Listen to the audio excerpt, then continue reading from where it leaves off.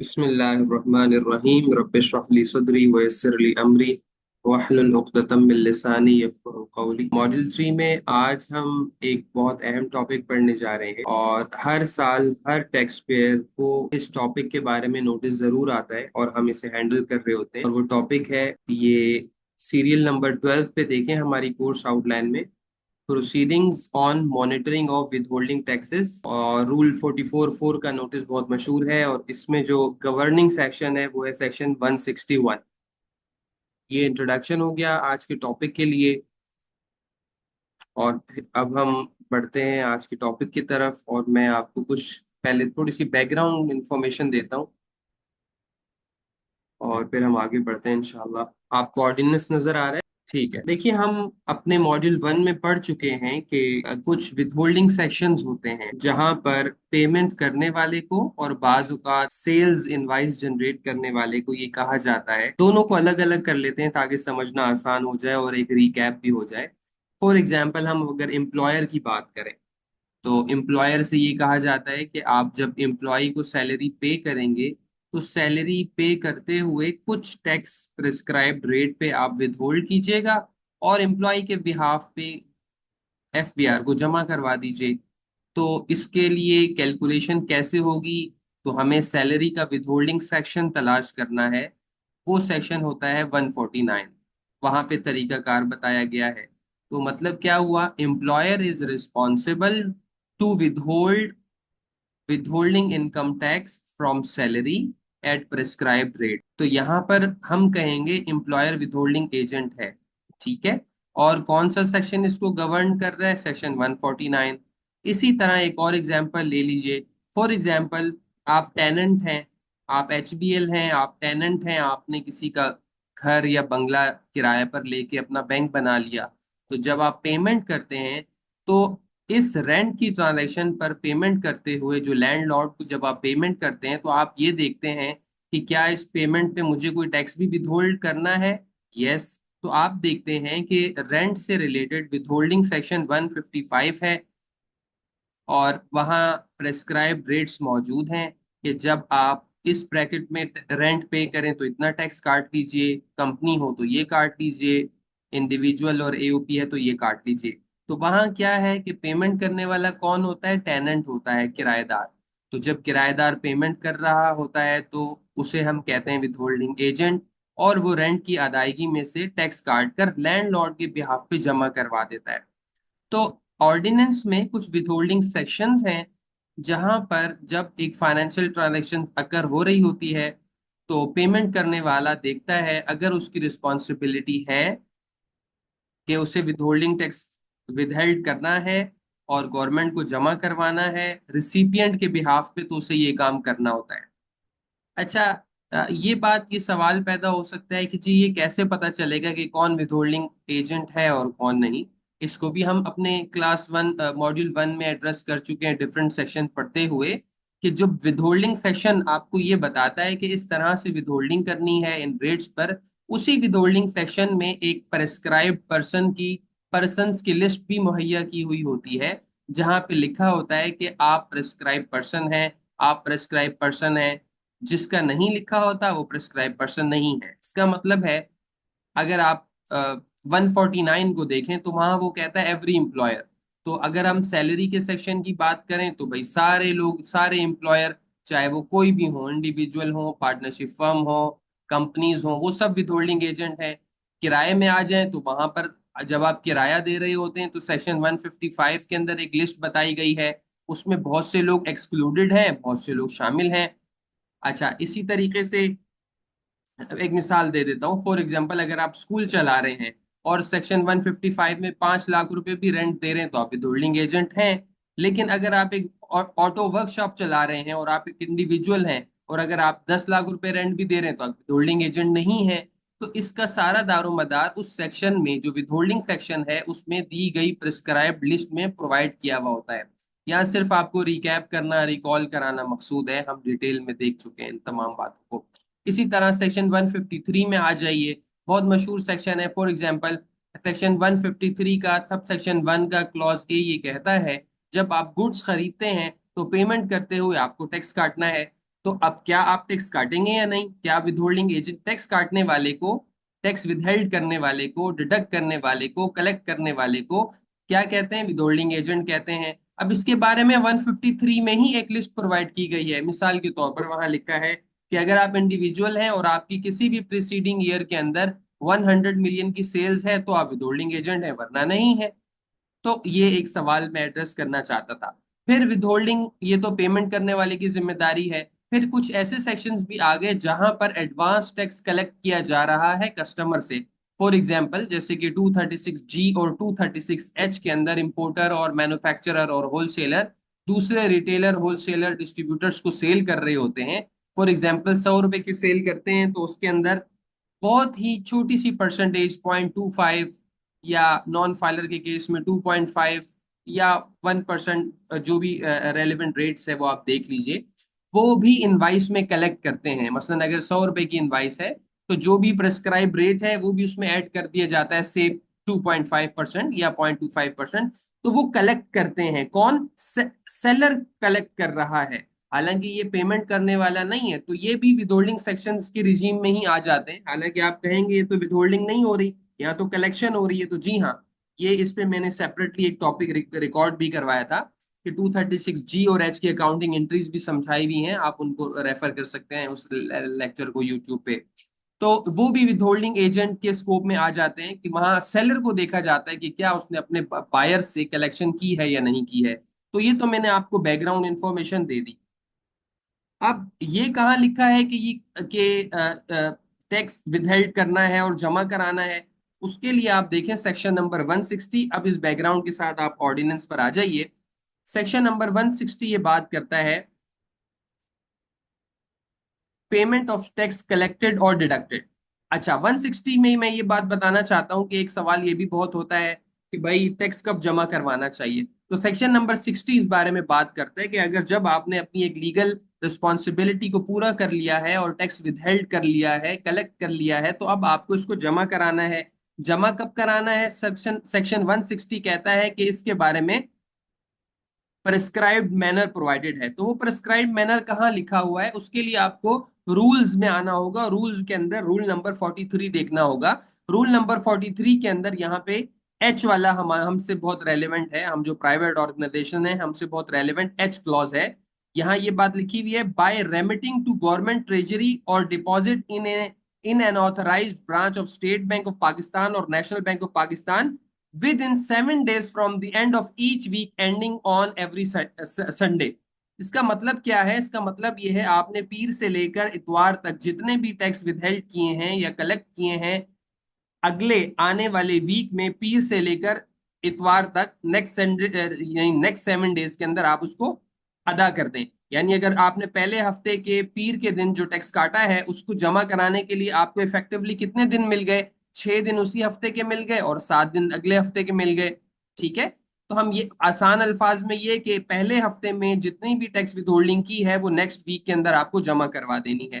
तो एक ये बात भी मैं आपको रिकॉल करवाना चाहता था। अब उसके बाद ये कि अगर एक बंदा टैक्स विदहोल्ड ही नहीं कर रहा, अपनी लीगल ऑब्लिगेशन पूरी नहीं कर रहा, या टैक्स विदहोल्ड कर रहा है, और हमने बहुत सारे ऐसे इंस्टेंसेस देखे हैं प्रैक्टिकल लाइफ में, लोग टैक्स तो ले लेते हैं लेकिन खा जाते हैं। एम्प्लॉयज का खा जाते हैं, इंटरनेट कंपनीज खा जाती हैं, सब और भी बहुत सारे लोग जो है ना पेमेंट कर देते हैं लेकिन विदहोल्डिंग टैक्सेस पे नहीं कर रहे होते हैं गवर्नमेंट को। तो अब इसका क्या होगा? अब ऐसा कौन सा गवर्निंग प्रोविजन है जो कमिश्नर को एम्पावर करता है कि वो इसकी रिकवरी करे? तो अब ये सेक्शन है 161, ये आपको मालूम होना चाहिए, अब आज का ये टॉपिक है। सेक्शन 161 में ये बात की गई है, वेयर अ पर्सन क्या हो, दो सूरतें होंगी। एक सूरत तो ये है फेल टू कलेक्ट टैक्स, एक सूरत तो ये है कि भाई उसने टैक्स कलेक्ट ही नहीं किया। अब ये जो रेफरेंस दिए मैंने, division 2 part of this part chapter 12, ये और ये आगे भी चैप्टर 12 और डिवीजन 3, ये सारे विदहोल्डिंग प्रोविजंस हैं। अगर आप इंडेक्स में जाके देखेंगे, सैलरी वाला है, कमीशन वाला है, रेंट वाला है, 153 वाले हैं, डिविडेंड्स वाले हैं, ये सारे विदहोल्डिंग प्रोविजंस सेक्शंस की बात की जा रही है। ठीक है, इसको हम रेफर नहीं कर रहे, मैंने आपको बता दिया। तो एक सिचुएशन है कि आपने टैक्स विदहेल्ड ही नहीं किया पेमेंट से, या इनवाइस में कलेक्ट नहीं किया, नंबर वन। दूसरी सिचुएशन ये है कि आपने कलेक्ट तो कर लिया, हैविंग कलेक्टेड, आपने रिसीव तो कर लिया है या उसको डिडक्ट कर लिया है, और आपने टैक्स डिडक्ट कर दिया है, और देखें डिडक्ट भी करते हैं यानी काट लेते हैं, और सम टाइम आप कलेक्ट करते हैं। तो अब क्या हुआ, लेकिन आपने पे नहीं किया। कहाँ लिखी है ये बात, फेल टू पे। अब आपने पे नहीं किया, आप खुद खा गए उसको। तो अब क्या होगा, अब क्या होगा कि कमिश्नर, अब वो पर्सन जिसने ऐसा काम किया वो पर्सनली लायबल है कि commissioner pay the amount of tax to the commissioner, who may pass an order to that effect and proceed for recovery। अब यहाँ कमिश्नर को एम्पावर किया गया है कि कमिश्नर उससे रिकवरी कर सकता है और वो पर्सन लायबल है। अच्छा, फिर ये कि आपको पता है ये जस्टिस का रूल है कि आपको हम एक अपॉर्चुनिटी तो दी जाएगी। तो ये देखिए, 1A sub clause 1A of section 161 ये एक अपॉर्चुनिटी प्रोवाइड करने की बात कर रहा है कि आप ऑर्डर मत कीजिएगा इससे पहले कि आप उसको एक अपॉर्चुनिटी ना दे दें। No recovery under subsection 1 shall be made unless the person referred to in subsection 1 has been provided with an opportunity of being heard। यानी वो आदमी जिसने टैक्स विदहेल्ड किया और जमा नहीं कराया, या जिस आदमी ने विदहेल्ड ही नहीं किया, दोनों मुजरिम हैं, लेकिन आप उनसे रिकवरी उस वक्त तक नहीं कर सकते जब तक कि आप उनको मौका ना दे दें कि वो अपनी सफाई पेश करें, आप उनको शो कॉज ना इशू कर दें। टेक्निकल लैंग्वेज में आप क्या बोलेंगे, ऑर्डर पास करने से पहले शो कॉज देना जरूरी है, और ऐसा कहाँ लिखा है, सब सेक्शन 1A में लिखा हुआ है। तो बस इतना बैकग्राउंड काफी है। आगे कुछ डिफॉल्ट सरचार्ज और कुछ और चीजों की भी बात है, लेकिन हम यहीं तक अपनी गुफ्तगू को महदूद रखते हैं। अब आ जाइए, जिस तरह हम हमेशा फ्लो चार्ट की मदद से एक टॉपिक को समझते हैं ताकि हमें एक बहुत अच्छी क्लैरिटी मिल जाए टॉपिक के बारे में एट अ ग्लांस। मॉनिटरिंग के टॉपिक को हम दो हिस्सों में कवर करेंगे, आज कॉन्सेप्ट अंडरस्टैंडिंग होगी, और फिर जैसे हम आयरस पे जाते हैं और चीजों को देखते हैं और रिप्लाईज भी हम देखेंगे, तो वो हम नेक्स्ट क्लास में करेंगे। आइए अब हम एक कॉन्सेप्ट ओवरव्यू लेते हैं, मॉनिटरिंग प्रोसीडिंग्स होती कैसे हैं। हम मॉड्यूल 3 देख रहे हैं, हैंडलिंग एफबीआर नोटिसेस, जिसमें हम एफबीआर से आने वाले तमाम नोटिसेस को देखते हैं और उनके रिप्लाईज बनाना सीखते हैं, उनके कॉन्सेप्ट को समझते हैं, रेलेवेंट सेक्शन देखते हैं। आज हम मॉनिटरिंग ऑफ टैक्सेस देख रहे हैं। देखिए जो, हाँ, ब्लू कलर एफबीआर का एक्शन है और पर्पल कलर टैक्स पेयर का एक्शन है। देखिए सबसे पहले नोटिस आता है, notice under rule 44 of the income tax rules. अच्छा, नोटिस में डिफरेंट हेडिंग्स दी होती हैं, वो मैं भी आपको क्लेरिफाई करूंगा आगे जाके, लेकिन फिलहाल ये समझ लीजिए सबसे पहले नोटिस आएगा। जब नोटिस आएगा तो नोटिस आने के बाद आप टैक्स पेयर का रिप्लाई बनाएंगे और टैक्स पेयर अपना रिप्लाई सबमिट करेगा। उसके बाद शो कॉज नोटिस दिया जाएगा आपको, सेक्शन 161 1A में अपॉर्चुनिटी ऑफ बीइंग हर्ट दी जाएगी, और टैक्स पेयर फिर अपना रिप्लाई जमा कराएगा। मिसाल के तौर पे आपको नोटिस में कहा गया कि आप हमें अपनी बैंक स्टेटमेंट दे दें, रूल 44 की स्टेटमेंट दे दें, पार्टी लेजर्स दे दीजिए, और 236 में सेल की डिटेल, 236GH में सेल्स की डिटेल दे दीजिए, वगैरह वगैरह। आपने ये तमाम चीजें प्रोवाइड कर दी, इसको हम कहेंगे जी ये टैक्स पेयर का पहला रिप्लाई चला गया। उसके बाद वो आपकी उन डिटेल्स की स्क्रूटनी करेंगे और उसमें से कुछ एरियाज निकालेंगे जहां पर उनके ख्याल में विदहोल्डिंग्स नहीं हुई भी। अब उनमें से आपको 3 4 5 आइटम कन्फ्रंट करा देंगे कि परचेज में हमारे ख्याल में ये आपने विदहोल्डिंग नहीं की, सैलरीज में ये डेफिशिएंसी है, 236G और H में ये डेफिशिएंसी है, ये अब आप पे कर दें, ये अब आप पे कर दें, ये डेफिशिएंसी हमें नजर आई है।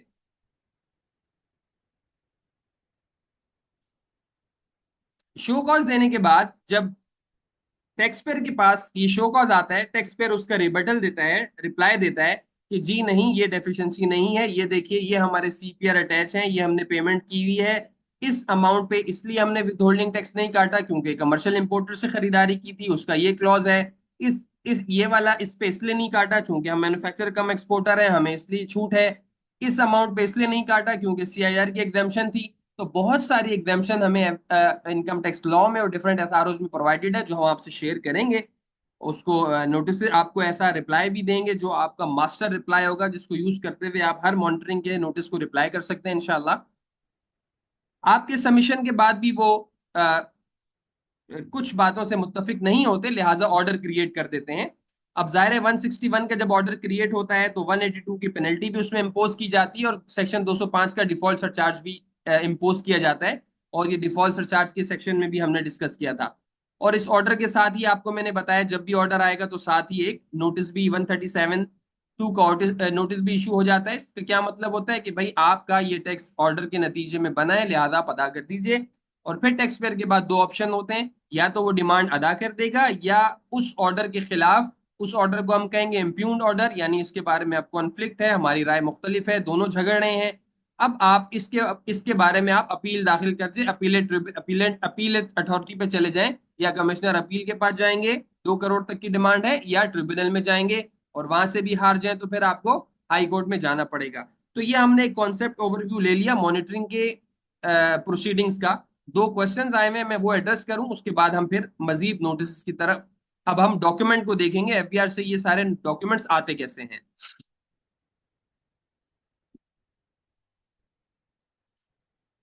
नवीद का सवाल है, सर विदहोल्डिंग एग्जेम्प्ट सप्लाईज 75,000 है for financial year means July to June. जी बिल्कुल, 75,000 पूरे साल के लिए है। अगर आपकी सप्लाईज, ये सेक्शन 153 में लिखी लिखी हुई है बात, मैं आपको दिखा भी देता हूँ। जी नवीद भाई, ये देखिए 153 में ये बात यहाँ लिखी हुई है। ऊपर से आप पढ़ेंगे तो उसमें ये बात लिखी गई है कि विथहोल्डिंग करनी है for the sale of goods including toll manufacturing except where payment is less than 75,000, यानी 75,000 और ड्यूरिंग द ईयर आगे लिखा हुआ है, यहाँ पे बिल्कुल क्लियर है। अगर 75,000 से कम है पेमेंट पूरे साल में तो नहीं करनी है विथहोल्डिंग। अगर 75,000 है या उससे ज्यादा है तो आपको विथहोल्डिंग करनी है सप्लाईज के केस में। अच्छा जी, अब्दुल वकील कह रहे हैं सर्विसेज के केस में 30,000 है। अब्दुल वकील, आपका सवाल भी यहीं पे गिवन है। लेस देन 30,000 की बात यहाँ की गई है, मैं हाईलाइट कर रहा हूँ उसको येलो में। तो सर्विसेज पूरे साल में अगर आप किसी एक वेंडर से ले रहे हैं और 30,000 से कम है तो आप विथहोल्डिंग नहीं करेंगे। वैसे ये आप जो सवाल पूछ रहे हैं, ये जब मैं रूल 44 की एक्सेल पे आपको स्टेटमेंट बताऊंगा, ये वहां मतलब ये कवर हुई नहीं है बातें। बहरहाल आप पूछ रहे हैं इस लेवल पे, तो मैं, आज तो हम एक कॉन्सेप्ट ओवरव्यू ले रहे हैं बेसिकली। इन केस विथहोल्डिंग एजेंट का स्पेशल ईयर है तो विथहोल्डिंग के लिए नहीं, फिर तो जाहिर सी बात है आप जनवरी टू दिसंबर देखेंगे ना। आपका अगर स्पेशल ईयर, फिर तो जुलाई टू जून नहीं देखेंगे। Sir please read second part. Second part क्या है? यही था आई थिंक सेकंड पार्ट, मेरा ख्याल है। कुछ और है तो आप अलग से नया टाइप करके भेज दें। यासीन कह रहे हैं कि 76,000 है टोटल, 76,000 पे बिल्कुल होगा। 75,000 है तो भी होगा, ठीक है। 74,999 है तो नहीं होगा सप्लाई के केस में। 29,999 है तो नहीं होगा सर्विसेज के केस में, अदरवाइज होगा। ठीक है, ओके जी, आगे बढ़ते हैं। देखिए जो पहला मैंने आपको ये बताया कि नोटिस आता है, नोटिस इस तरह से आता है आपके पास।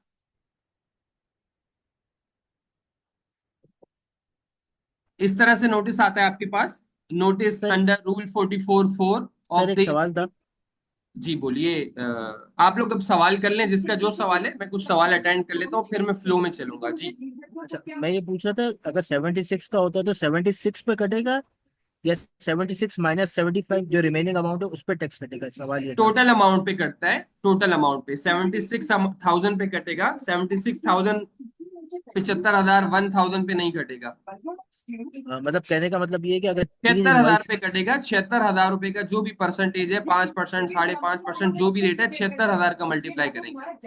मतलब फॉर एग्जांपल एक वेंडर है जिसकी तीन इनवाइस है 25 की है। हाँ, तो पहले जब आपने 25 हाँ। 25 की इनवाइस आई थी तो आपने नहीं काटा होगा। जब उसकी तीसरी इनवाइस आई 26,000, 25,000 की आई तीसरी इनवाइस, तो 75,000 हो गया। अब आपको पिछली वाली का भी इसमें काटना पड़ेगा, उस पे बर्डन आ जाएगा। ठीक है सर, यही कंफर्म करना है।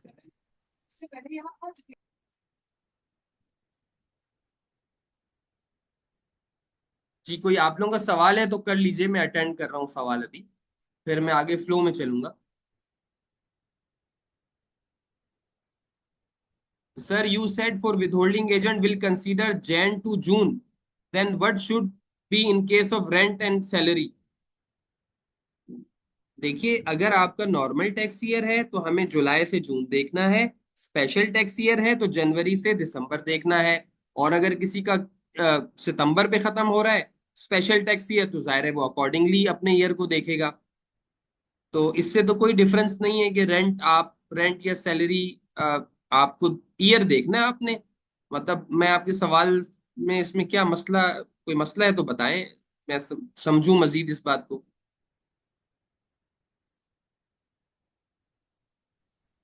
अस्सलाम वालेकुम जुनेद भाई। वालेकुम सलाम।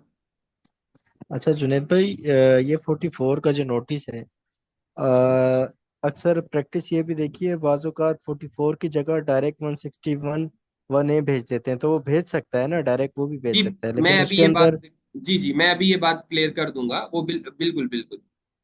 जी ठीक। ठीक।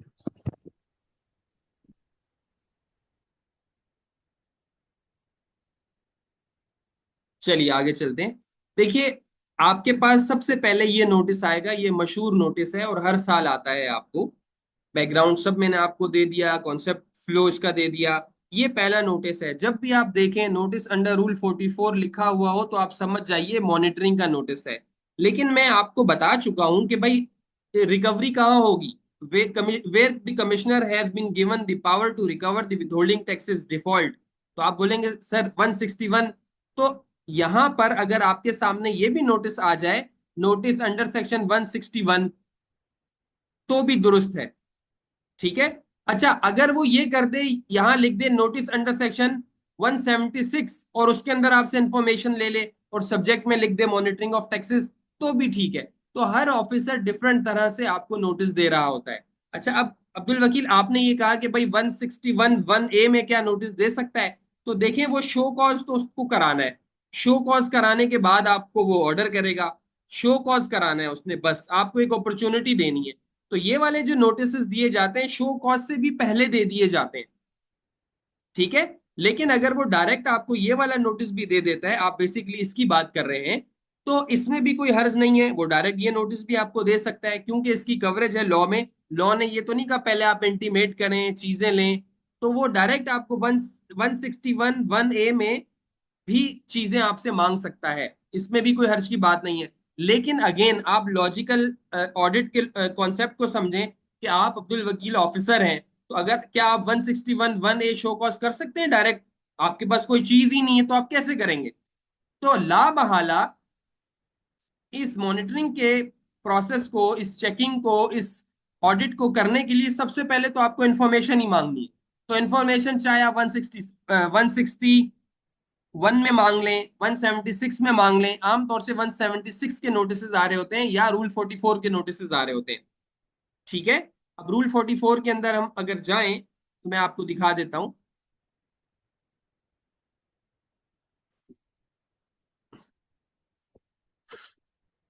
यहां पे लिखा हुआ है, आप इस वाले क्लॉज को पढ़ेंगे। अब ये अपडेटेड मेरे पास रूल्स आई थिंक नहीं है क्योंकि इसमें बाय एनुअल वगैरह कुछ लिखा हुआ है। लेकिन यहाँ पर रिक्वायर्ड बाय द कमिश्नर आपको फर्निश करनी होती है एक रिकॉन्सिलिएशन, रूल 44 में ये बात की गई है। और इसको हम बिल्कुल देखेंगे स्प्रेडशीट पे किस तरह बनती है, कैसे वर्किंग होती है, वो सब हम नेक्स्ट क्लास में हम कवर करेंगे इंशाल्लाह। तो ये उम्मीद है आपको क्लैरिटी आ गई होगी। मैं ये कहना चाहता हूं, पहले नोटिस के अंदर वो आपसे इंफॉर्मेशन सीख करता है। जिस तरह मैंने ऑडिट में बताया था कि पहले इंटीमेशन आती है, यहाँ कोई इंटीमेशन नहीं आई, वहां मैंने बताया था फिर सेकंड स्टेज पे आईडीआर आता है। तो बेसिकली आईडीआर टाइप का सबसे पहला नोटिस आता है मॉनिटरिंग के केस में। अब आप इसके अंदर देखें वो क्या कह रहे हैं। कह रहे हैं रूल 44 की स्टेटमेंट दे दो, पार्टी के नाम इस उसका फॉर्मेट दिया है। फिर कहा है कि ऑडिटेड अकाउंट दे दो, फिर कह रहे हैं सैलरी रजिस्टर दे दो, ये दे दो, ये दे दो, ये दे दो, और इस डेट को कंप्लायंस कर लो आप। ये मैं पहले भी कई दफा समझा चुका हूं, जो ड्यू डॉक्यूमेंट डेट होती है, नोटिस की डेट होती है, ड्यू डेट कंप्लायंस की डेट होती है। ठीक है। तो लेकिन अगेन, अगर इसका टाइटल कुछ और भी है और आपको सब्जेक्ट के अंदर रूल 44 नजर आ गया या मॉनिटरिंग ऑफ टैक्सेस लिखा हुआ नजर आ गया, तो आप परेशान मत होइएगा, इसको देखकर समझ जाइएगा। मैं एक और भी ऐसा आपसे उसमें ड्राइव पे इंशाल्लाह डाल दूंगा, एक ऐसा और नोटिस जिसके अंदर रूल 44 के बजाय कोई डिफरेंट सब्जेक्ट से आपको मॉनिटरिंग का नोटिस आया हुआ है। जब ये अच्छा नोटिस जुनेद भाई, जी जी। हाँ मैं ये पूछ रहा हूँ कि मिसाल के तौर पर अभी ज्यादातर मॉनिटरिंग के नोटिस वो आते हैं जो पिछले टैक्स ईयर गुजर चुके होते हैं ना, जिस तरह अभी करंट चल रहा है 2025 चल रहा है, तो जैसे ही 2 क्वार्टर हो गए, तो क्या वो इन 2 क्वार्टर की भी इंफॉर्मेशन मांग के कर सकता है कि अगर मेरे पुराने सारे पिछले हो गए, या उसको मना नहीं कर सकता? देखें, आप कंप्लीटेड टैक्स ईयर की बात कर रहे हैं और अनकंप्लीटेड इनकंप्लीटेड टैक्स जी। ईयर की बात कर रहे हैं। जी। देखें, सेक्शन 161 बहुत क्लियर कट है। वो तो ये कहता है अगर आपने, देखिए मैं आपको दिखाऊं,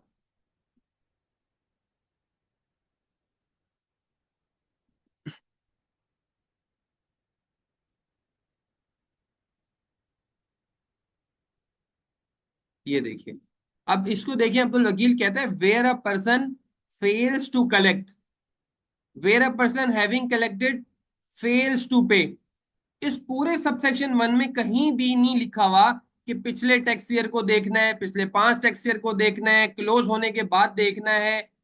कमिश्नर आपको 2 महीने का नोटिस भी कर सकता है, क्वार्टर का भी कर सकता है, पूरे साल का भी कर सकता है। ठीक है, वो जी एम्पावर है। ठीक है, क्लियर हो और गया, क्लियर हो प्रैक्टिकल गया। लाइफ में भी आपको पार्शियल पीरियड के भी नोटिसेस आते हैं। वो अलग बात है कि एफबीआर को ये समझाया गया कि भाई इस तरह मुश्किल हो जाएगा कंसल्टेंट्स के लिए, टैक्स पेयर्स के लिए, पार्शियल चीजों को बनाना करना। तो आप बराए मेहरबानी इसको एनुअल बेसिस पर ही रखें, वरना तो ये एक बड़ी मुश्किल सी मश्क शुरू हो जाएगी। एफबीआर ने इस बात को समझते हुए पार्शियल पीरियड्स के, यानी कि पार्शियल ईयर के, 6 महीने के, क्वार्टर के नोटिस को खत्म कर दिया, रोक दिया, पर उसको परसू नहीं किया। एनुअल मॉनिटरिंग ही हो रही है। ऐसे नोटिस आए थे बीच में काफी सारे, लेकिन उनको यही बताया गया भाई अभी तो हम, आपने दिसंबर में नोटिस कर दिया, मैं तो रिटर्न बना रहा हूँ अपनी, मैं आपके कैसे नोटिस का जवाब दूं। अच्छा, आपने अभी भेज दिया, अभी मैं 2 महीने का कर रहा हूँ, कुछ पेमेंटें होंगी हैं, अगले 7 दिन में उनकी पेमेंटें होनी है, तो मेरे लिए एक चैलेंज होगा। मुख्तलिफ चैलेंज थे हमारे पास, काम वर्क बहुत बहुत बढ़ जाता था। तो वो कर सकता है लीगली, यस, लेकिन हिकमत के तहत, स्ट्रेटजी के तहत उसको नहीं कर रहा, ना एफबीआर कर रहा है, कंसल्टेंट भी उसको समझाया, और टैक्स पेयर के लिए भी आसानी पैदा हो गई। जी ठीक है, ठीक है, मैं समझ गया। अच्छा जुनेद भाई, ये जो अभी आपने ग्रीन हाईलाइट किया हुआ था इसी 161 में, इसमें लिखा हुआ है कि the person shall be personally liable to pay the amount of tax. अच्छा, मिसाल के तौर पर अगर मैं विद होल्डिंग एजेंट हूँ और मैंने किसी कंपनी का विद होल्डिंग नहीं किया, और मैंने नहीं किया, मुझे मॉनिटरिंग का नोटिस भी आ गया, उसमें आइडेंटिफाई भी हो गया कि मैंने नहीं जमा कराया, लेकिन जो सामने वाली कंपनी है उसने तो इस अमाउंट के ऊपर अपनी रिटर्न में टैक्स दे दिया होगा, तो क्या मुझे भी ये टैक्स जमा कराना होगा या सिर्फ डिफॉल्ट से चार्ज देना होगा? देखिए, अगर हम इस सेक्शन, अच्छा सवाल है आपका, मैंने ये ड्रॉप कर दिया था, इसको चलें कवर कर लेते हैं, सब सेक्शन 1 बी पढ़ लेते हैं। Where at the time of recovery of tax under subsection 1, यानी मॉनिटरिंग प्रोसीडिंग्स चल रही थी, और उस वक्त ये पता चला, क्या पता चला, इट इज एस्टेब्लिश्ड, कि ये पता चला that the tax that was to be deducted, के वो टैक्स जो कि डिडक्ट करना चाहिए था फ्रॉम द पेमेंट, पेमेंट में से, मेड टू अ पर्सन, की जो रिसिपिएंट की बात की जा रही है कि रिसिपिएंट को देना था, या कलेक्ट करना था फ्रॉम अ पर्सन। जैसे कि मैंने बताया, आप सेल कर रहे हैं तो उसमें कलेक्ट करना होता है। उसको क्या किया, आपको ये पता चला कि दोनों सूरतों में वो जो टैक्स था has meanwhile been paid by the person, जो आपने एग्जांपल बताई कि अब तो वो पे हो गया, रिटर्न उसने पे कर दी, तो टैक्स लायबिलिटी डिस्चार्ज हो गई। अब अगर आप उसका टैक्स मुझसे ले भी लोगे तो उसको तो कोई फायदा ही नहीं मिलेगा। तो यहां लिखा है no recovery shall be made from the person who had failed to collect और डिडक्ट द टैक्स।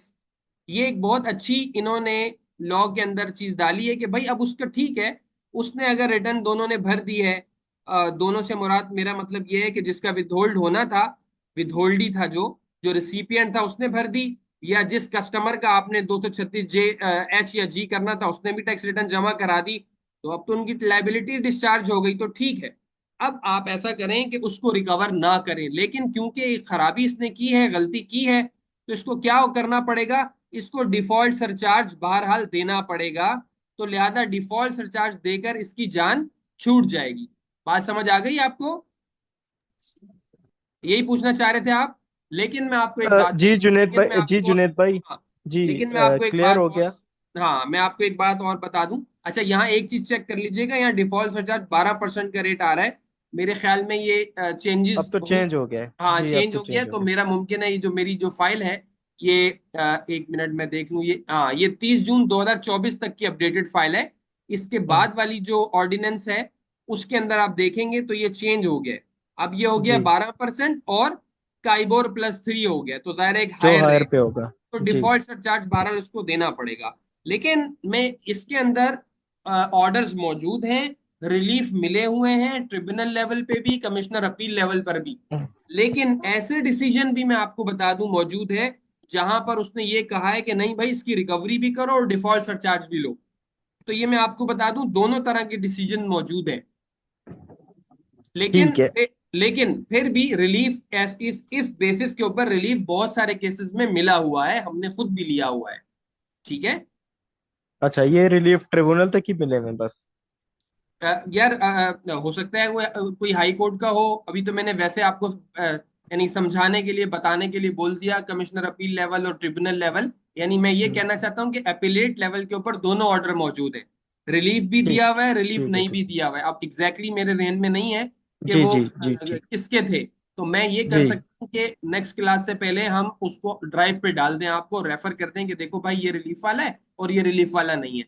ये आपके लिए मैं कर दूंगा। अच्छा, इसमें जुनेद भाई एक और छोटा सा सवाल ये है कि अगर मैं ये प्रूव कर रहा हूँ कि भाई अब मेरा मामला चाहे अपील में चला गया है, कि मैं कहता हूँ आप मुझसे सिर्फ डिफॉल्ट सरचार्ज लें क्योंकि सामने वाले ने टैक्स जमा करा दिया है। अच्छा, जो अब अपील में बर्डन ऑफ प्रूफ किसके ऊपर है, डिपार्टमेंट के ऊपर है या मुझ पर है? नहीं, बर्डन ऑफ प्रूफ तो आपके ऊपर होगा ना। देखें, वो तो हर कोई अपनी रिटर्न कैसे मुझे देगा, वो तो इतने सारे सप्लायर हैं, कॉन्फिडेंशियल होती है। अब नहीं देखिए मैं एफबीआर आपको के। बताता हूँ, देखिए मैं आपको बताता हूँ इसमें होता क्या है। देखिए फॉर एग्जाम्पल आप एक कंपनी है, मैंने आपको पेमेंट कर दी। ठीक है। मैंने आपको पेमेंट कर दी और मैंने टैक्स नहीं काटा। मैं जुनेद एसोसिएट हूँ, आप अब्दुल वकील इंटरप्राइजेज हैं। ठीक है। अब मेरी मॉनिटरिंग हो रही है। ठीक है। एफबीआर ने पकड़ ली मेरी पेमेंट। तो अब आप मुझे बताएं एफबीआर ये साबित करेगा कि अब्दुल वकील ने पेमेंट कर दी, या मैं एफबीआर को हेल्प करूंगा कि भाई देखो अब्दुल वकील ने पेमेंट कर दी। तो बर्डन ऑफ प्रूफ मेरे ऊपर आएगा या एफबीआर पे आएगा? लेकिन जुनेद भाई, वो जो रिटर्न का डॉक्यूमेंट होता है वो तो कॉन्फिडेंशियल होता है। वो एफबीआर के अलावा और कोई बंदा है ही नहीं जो उसको देख सके। तो वो तो सप्लायर नहीं मुझे तो देखें कभी भी बात वो ये देखें डॉक्यूमेंट ना, नहीं देगा। देखें एफबीआर का डॉक्यूमेंट तो कॉन्फिडेंशियल है ना। तो एफबीआर के तो किसी भी ऑफिसर को जो आपका, यानी आप फॉर एग्जांपल आप आरटीओ 1 में आते हो, अब्दुल वकील आरटीओ 1 का ऑफिसर आपकी रिटर्न देख सकता है, एलटीओ 1 का थोड़ी देख सकता, एलटीओ का नहीं देख सकता, एमटीओ का नहीं देख सकता, लाहौर और पिंडी वाला थोड़ी देख सकता है। तो ये तो जी कॉन्फिडेंशियल डॉक्यूमेंट है ना। कॉन्फिडेंशियल जी, का मतलब ये थोड़ी है कि जनरल पब्लिक नहीं देख सकता, वो तो एफबीआर का नुमाइंदा भी इसको नहीं देख सकता। आपका सिर्फ रेलेवेंट ऑफिसर आपकी रिटर्न देख सकता है। समझ आ रही है आपको बात? अब जी बात यह है कि मैं आपको मिसाल देता हूं। हमारे केस में, हमारी एक कंपनी के केस में सामने मॉनिटरिंग यानी कि तकरीबन मिलियंस की परचेजेस थी। उसने हमसे रिक्वेस्ट की कि यार ये मेरा मसला है, मुझे हेल्प करो। हमने उसको एक्नॉलेजमेंट का पेपर दे दिया, सबसे फर्स्ट पेपर, जिससे ये साबित हो गया मेरी लाइबिलिटी डिस्चार्ज है, और उसने उसके ठीक है। ऊपर जाकर ठीक, केस विन कर लिया। जी ठीक है, मतलब पूरी रिटर्न नहीं दे, एक्नॉलेजमेंट दे दे कि रिटर्न सबमिट जी हो जी चुकी है। बिल्कुल बिल्कुल बस बिल्कुल। ठीक है, समझ गया, समझ गया। ठीक ठीक है। है, ठीक। जजाकल्ला। चले। आमीन। अच्छा अब मैंने आपको बता दिया कि भाई देखो किसी भी हेडिंग से नोटिस हो, नोटिस तो मैं समझा दिया कि भाई नोटिस क्या होता है, ये आईडीआर होता है, इसमें इंफॉर्मेशन मांगी जाती है। रूल 44 ही लिखा होता है ज्यादातर, या 176 लिख दिया होगा, कहीं मॉनिटरिंग का नाम लिखा होगा, या रूल 44(4) लिखा होगा। आपने इसके बदले में लंबी सी मोटी सी फाइल बना के दी, जवाब दे दिया। फिर उसके बाद वो आपको शो कॉज करेगा। अब वो शो कॉज में कहता है, मिसाल के तौर पर मैं आपको दिखाता हूँ, शो कॉज के अंदर वो इस तरह देगा हेडिंग 161(1)(a)। देखो अभी आपको पढ़ाया था 1(a), मैंने पढ़ाया था जहां उसको पावर दी गई थी कि उसको अपॉर्चुनिटी ऑफ बीइंग हर्ट कराए। तो ये 161(1)(a) ये हमेशा ऐसे ही आएगा नोटिस आपको। इसके अंदर उसने कहा कि भाई आप आप रेफर करें इस नोटिस को, हमने आपकी चीजें देख ली। अब हम आपको कह रहे हैं ट्रैवलिंग जो 8 मिलियन का था उस पर आपने 2% टैक्स नहीं काटा, 22 मिलियन सैलरीज पे टैक्स नहीं काटा। अच्छा एडवांस टैक्स 236(x) पे ये बनता था, आपने ये नहीं काटा।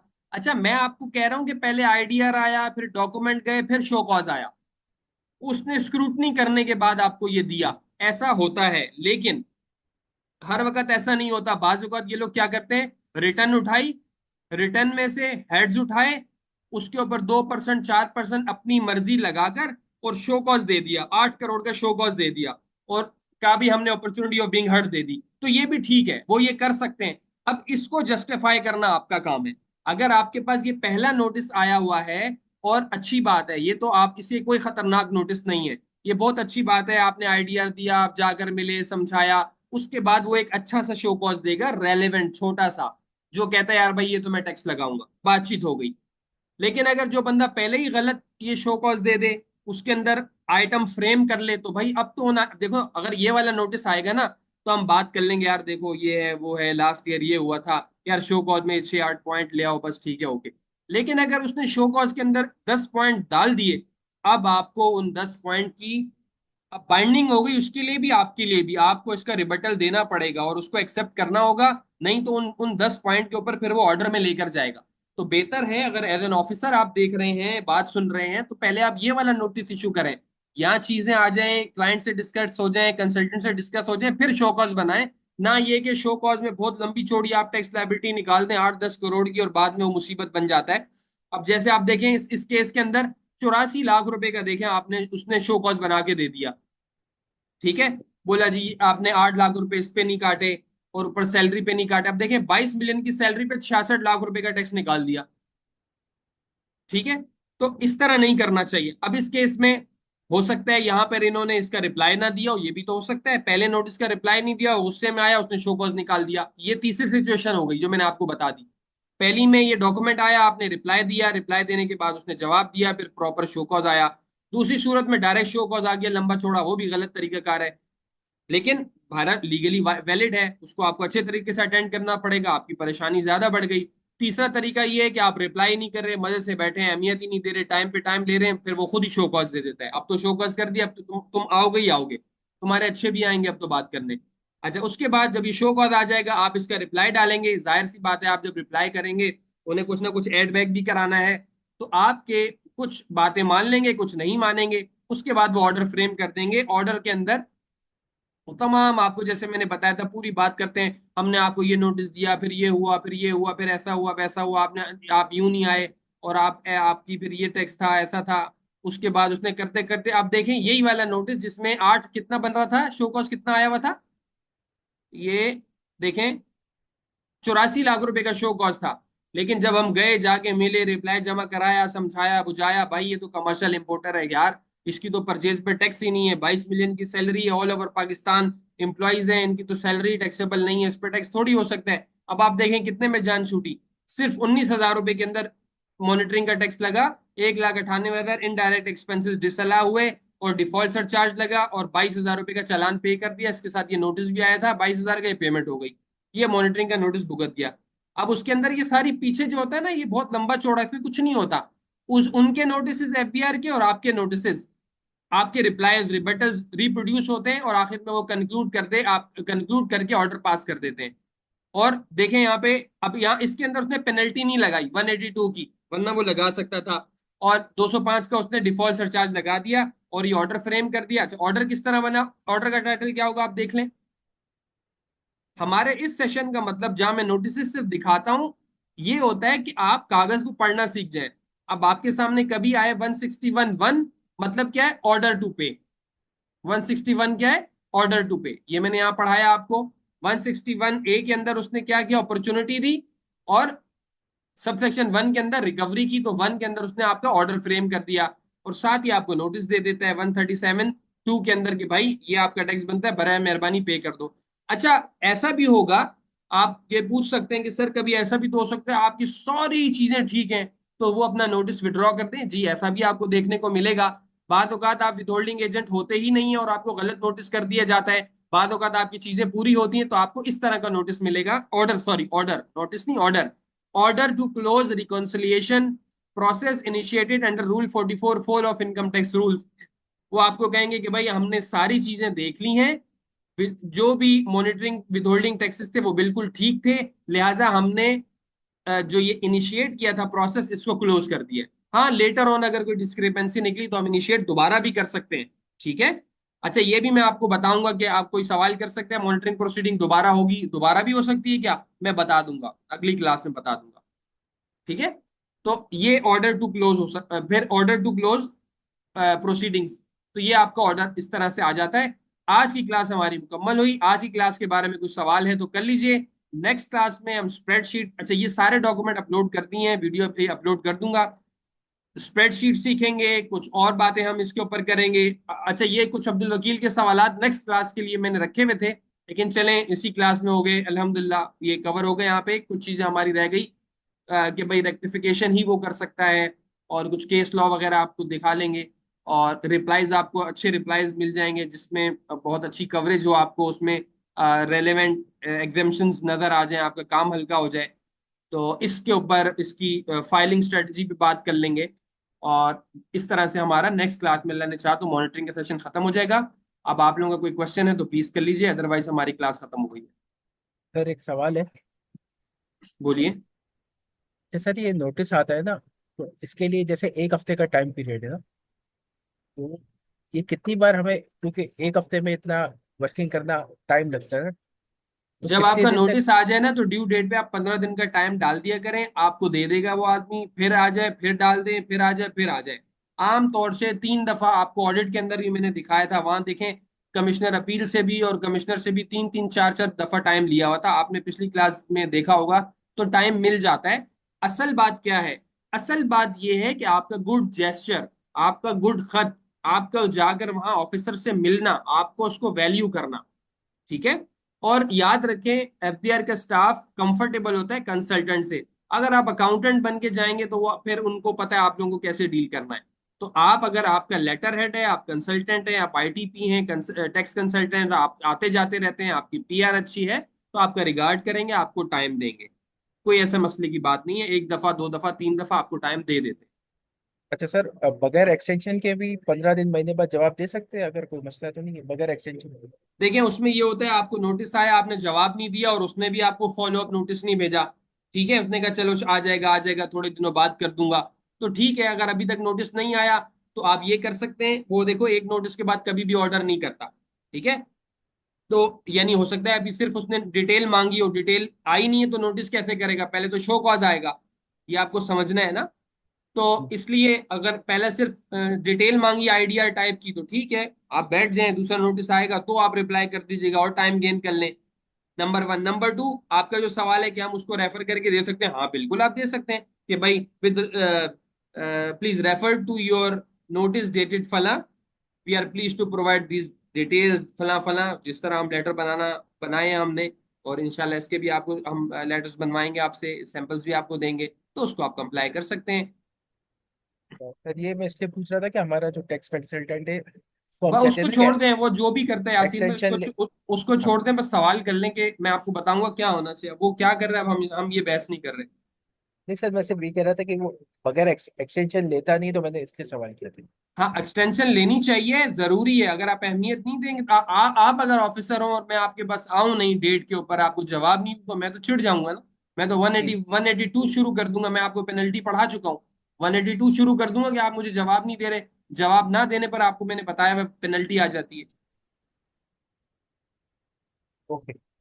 जी, किसी और का कोई सवाल?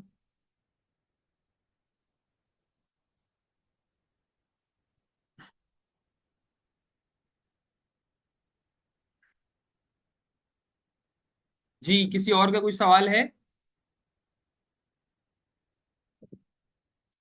ठीक है, फिर हम क्लास खत्म करते हैं। मैं इंशाल्लाह लेक्चर अपडेट भी कर देता हूँ, और सारे डॉक्यूमेंट मैंने ड्राइव पे डाल दिए हैं। चलें, अल्हम्दुलिल्लाह, अपना ख्याल रखिए। अस्सलाम वालेकुम वरहमतुल्लाहि वबरकातुहू।